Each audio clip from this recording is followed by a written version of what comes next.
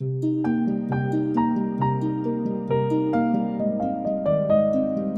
suis avec Madame Diane Morin qui s'occupe de l'organisme L'Archipel d'entraide. Madame Morin, bonjour. Bonjour. Pouvez-vous me raconter c'est quoi cet organisme-là?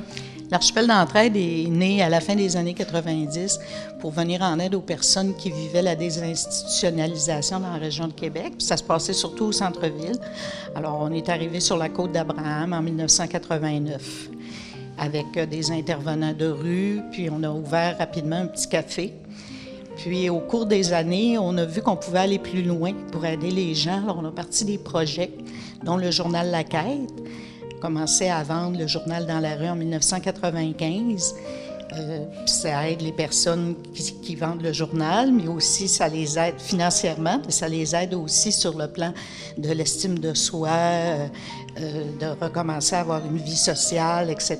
Ça fait quand même du bien aux gens. Puis aussi, on a parti le projet Accroche-toi. Très vite, on s'est aperçu que les gens cherchaient des endroits où rester, puis il n'y avait rien qui leur permettait d'être assez à leurs moyens, je dirais, là. Alors, on a commencé le service Accroche-toi, puis ça s'est développé par la suite. On est descendu ici en 2005, dans l'église ici. C'est qui les gens qui viennent ici? Les gens qui sont ici actuellement, qui se reposent, ça, c'est notre dernier projet, c'est le répit de l'archipel. C'est un répit de jour. Alors, les gens qui vivent dans la rue, souvent, durant la nuit, ils sont obligés de circuler. Ils ne peuvent pas toujours trouver un endroit dans un refuge. Des fois, ils sont en état de consommation. Des fois, ils ne veulent pas aller non plus dans un refuge. Mais de jour, ils sont fatigués. Fait qu'ils peuvent venir se reposer ici. Puis à partir de là, bien là, on peut leur offrir d'autres services. On a des services de suivi dans la communauté. Est-ce qu'il y a beaucoup de gens qui vous fréquentent, là? Au cours d'une année, là, c'est environ, l'année dernière, 1600 personnes différentes qui ont eu recours à nos services. Ça peut être une fois, comme ça peut être 20 fois, 30 fois. Là. Est-ce que vous portez un rêve, là, vous, Madame Diane, là? Bien, je pense que si on n'avait pas besoin d'exister, ce serait pas mal ce qui aurait le plus merveilleux, là. Il y a beaucoup de souffrance autour de nous, là, puis on aimerait ça que tout le monde ait sa place dans la société, puis tout le monde ait un toit, puis suffisamment à manger, etc., puis suffisamment aussi pour se développer, puis être heureux.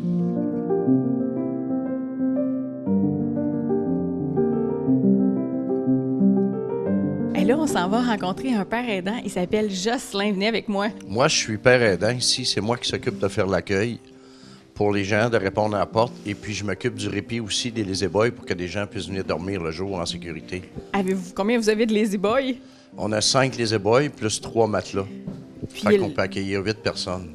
Est-ce qu'il y a un gros achalandage? Ah, ça l'arrête pas. Ça l'arrête pas. Ça va pas en diminuant, mais plutôt en augmentant. Puis les gens viennent ici 1 heure, passer une demi-journée? Il y en a que c'est la journée au complet. Il y en a que c'est la demi-journée. Ça peut alterner. Il y en a qui ont besoin de quelques heures. Après ça, ils repartent. Puis je remets quelqu'un d'autre à sa place. Puis il peut passer jusqu'à... J'ai vu ces temps-ci jusqu'à 18 personnes venir dormir. Oui, il commence à faire froid, Ouais, hein? oui.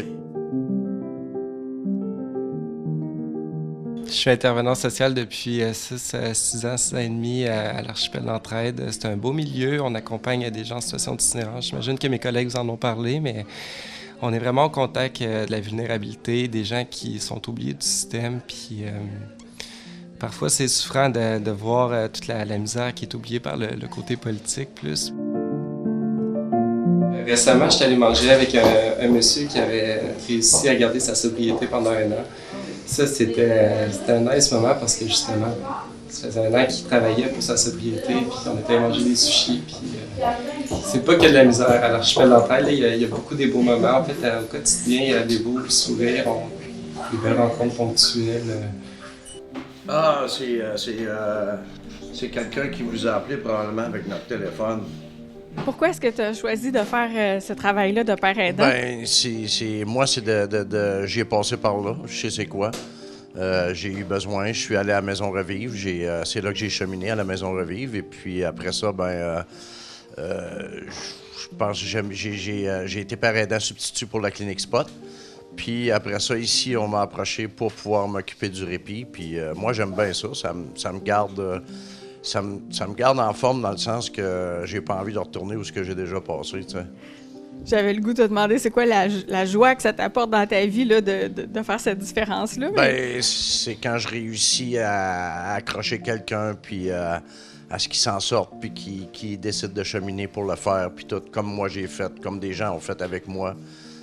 C'est de redonner, en fait, c'est ça. Puis c'est de le faire avec respect. Quand tu le fais avec respect, ben les gens, ils croient beaucoup en moi dans le sens que j'ai déjà passé par là. Fait que, tu sais, c'est pas... c'est comme un peu... C'est un atout, oui puis non. C'est juste que vu que je les respecte puis je les mets en confiance, ben ça leur fait bien plaisir. Puis c'est ça que les gens aiment, hein, c'est d'être respectés. Puis on est tous des êtres humains, en fait, hein. Derrière chaque personne, il y a une histoire. Quand on la connaît, ben c'est différent, comme on voit la personne d'une façon différente.